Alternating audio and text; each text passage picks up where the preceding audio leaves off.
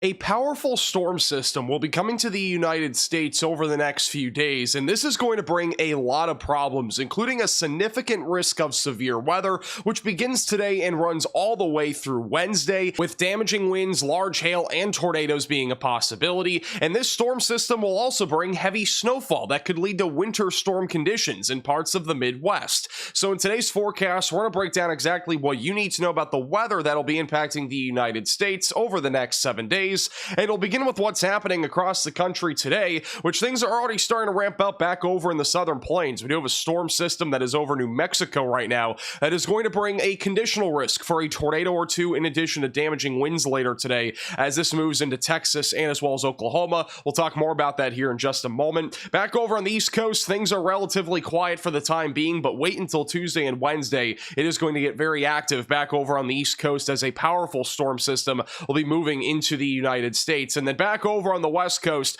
got a little bit of some shower and snow shower activity today, but overall not nearly as bad as what we've had throughout most of February with all those atmospheric river events that have been occurring. Now let's talk more about the severe weather potential for the next few days. Beginning with today, the Storm Prediction Center has upgraded the risk to a slight risk of severe weather in western Oklahoma and eastern Texas. And actually, this is going to be driven by a tornado risk, believe it or not. There is a chance for an isolated tornado or two. Our greatest risk will just be to the northwest of Wichita Falls, back over near the Elk City, Oklahoma area. Make sure you have a tornado action plan ready to go today. There is a low chance that we go live for this. It is a conditional tornado risk, and it's a very small area. But in the case that there is a storm that is concerning and actually has a threat of producing potentially a tornado, we may go live for this. So make sure you are subscribed to the channel. As we go into tomorrow, there is another risk of severe weather. In my opinion, this one could actually be a bit more significant than what some people have been talking about here, because we actually have a risk of severe weather, but it's going to be really driven towards the late overnight hours Monday night into Tuesday morning back over in the southern plains from southern Kansas back into North Texas. The Storm Prediction Center has also upgraded this risk to a slight risk for most of central and southern Oklahoma and also back into North Texas. The primary concern for now is damaging winds. There is a tornado risk here. Wouldn't be surprised if we saw a 5% tornado risk upgrade in a future outlook for this area.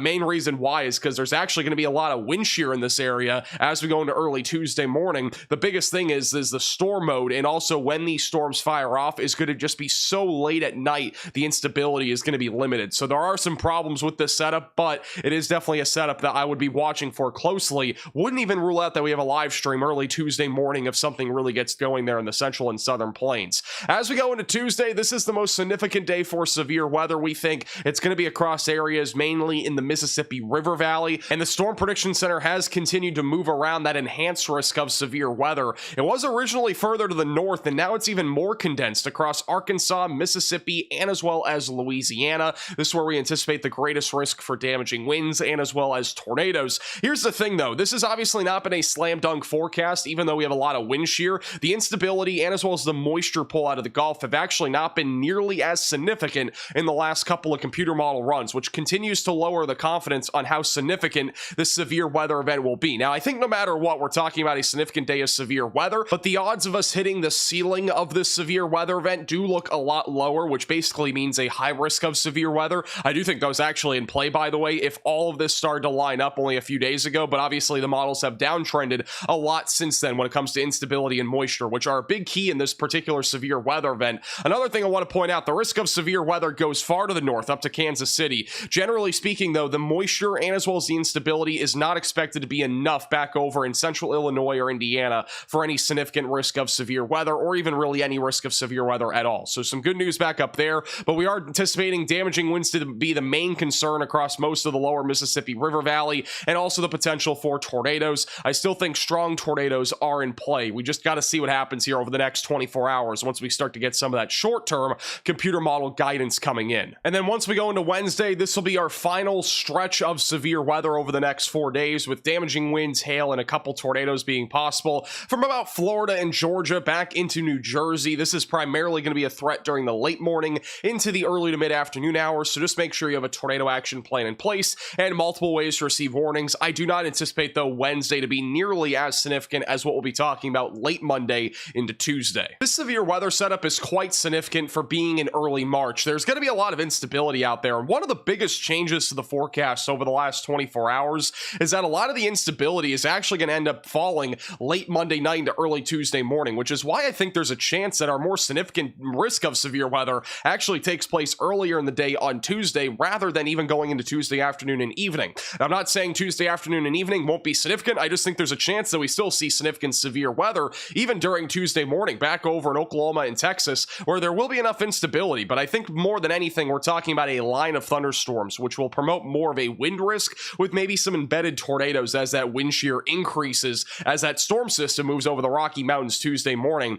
Eventually, as we go into Tuesday afternoon, notice how the amount of instability is much lower further to the north. It's basically a cutoff, a lot more cloud cover off to the north. In addition to that, our instability is mainly focused down near the Gulf Coast. Now, this could change again before our next video. Just keep that in mind. We could see this increase again. We've seen that with computer models. In general, the water in the northwestern Gulf right now is very warm, so that would actually allow for more instability. But I do think there are some problems with the setup even then. I think the moisture could be a bit of a problem too further to the north. No matter what, I do anticipate this area in the lower Mississippi River Valley to have the most significant risk of severe weather as we go into Tuesday. And then eventually, as we go into Wednesday, there will still be instability back on the East Coast, but it does appear as if that will be limited, which means that the risk of severe weather here is probably going to be mostly wind. And even then, I'm not super confident that we're going to have a very organized threat of severe weather on Wednesday. It's more than likely going to end up being just some scattered damaging winds and maybe a tornado or two. And one thing that has impressed me this entire time is how intense the low-level jet is going to be.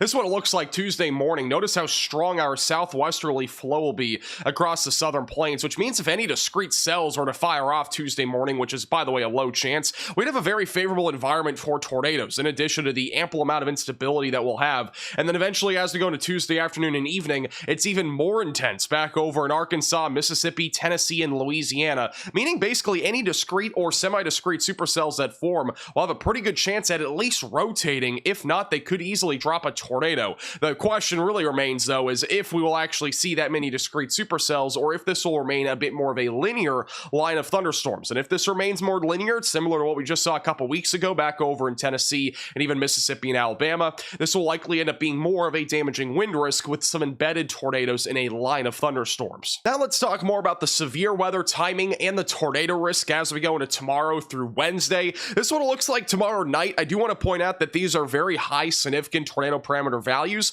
The problem is we will not have storms forming, so this is not really going to be a utilized environment tomorrow night. But if for whatever reason this trough was even faster than forecasted, I think we'd have a tornado outbreak actually tomorrow night. The good news, though, is that this is not currently forecasted to be very fast. I do anticipate, though, a line of thunderstorms to develop right around midnight tomorrow night, if not just a little bit after that. That'll run into Tuesday morning with damaging winds and a couple tornadoes being possible in Oklahoma and as well as Texas, as there will be a lot of wind shear and a good amount of instability. If that forecast remains as is, again, I could see us having an increased tornado threat as we go into Tuesday morning in Oklahoma and Texas. Eventually, as we go into Tuesday afternoon, we anticipate the tornado risk to be the most significant back over in the lower Mississippi River Valley, with a bit more of a conditional tornado risk as we go back further to the north in parts of Missouri, Arkansas, and as well as Tennessee. The reason why it's a little bit more conditional is because of moisture concerns and as well as the amount of instability that is currently being forecasted. No matter what, though, there's a lot of wind shear out there. So even if we have a bit more instability than forecasted, we could definitely see a lot more tornadoes in this particular storm system. Now let's go into the timing, beginning with what's happening later this afternoon. There will be a Boeing area of some showers and even isolated thunderstorms moving into Oklahoma and Texas.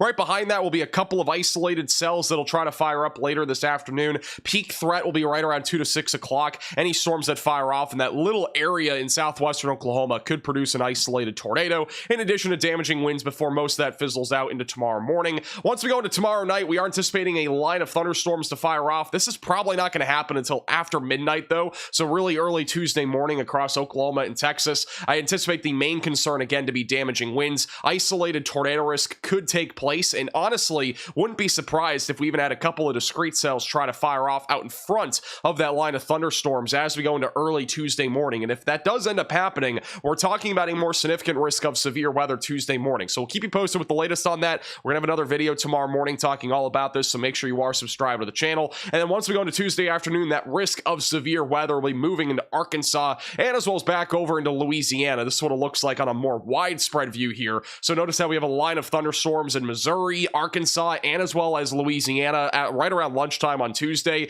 Some snow falling even back over in the central plains. Very intense low pressure system, 986 millibars. And then by the late afternoon and early evening, this line of storms continues to penetrate to the east towards Mississippi, Tennessee, and even approaching Kentucky. There's a low-end tornado risk still associated with any storms that are able to fire up back over in Missouri, but I think the risk is low, very low amount of instability and as well as moisture. And then back over in the deep south, we're talking more about, I think, a line of thunderstorms. If we for some reason start to see a trend that promotes more discrete supercellular activity, we do have a potential for strong and even long track tornadoes, so we need to monitor that potential very closely over the next 48 hours. Eventually, as we go into the evening hours, that line of storms is moving into Tennessee, Mississippi, and Alabama, and then eventually into the overnight hours, that line of storms is weakening out. One interesting trend that we are now seeing is that we could be talking about a significant winter weather event back over in Wisconsin, Minnesota, Iowa, maybe even back over near Kansas City. I anticipate very light snow to be happening down here. However, if you're back over in the upper Midwest,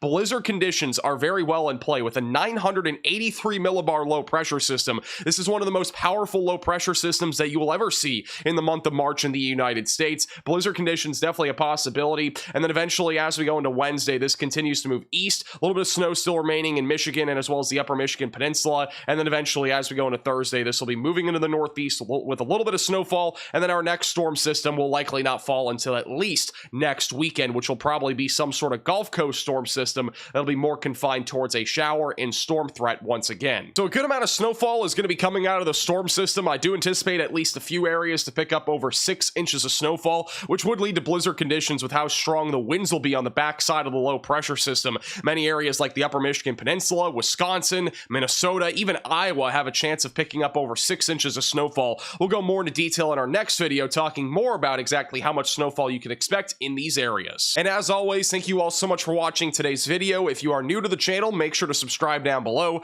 And as a reminder, our 1 million subscriber merch is still available at shopmaxvelocity.net. That is also the top link in the description below. We have signed hats, t-shirts, mugs, stickers, and posters all available. Incredible designs. Definitely make sure to go check it out at shopmaxvelocity.net.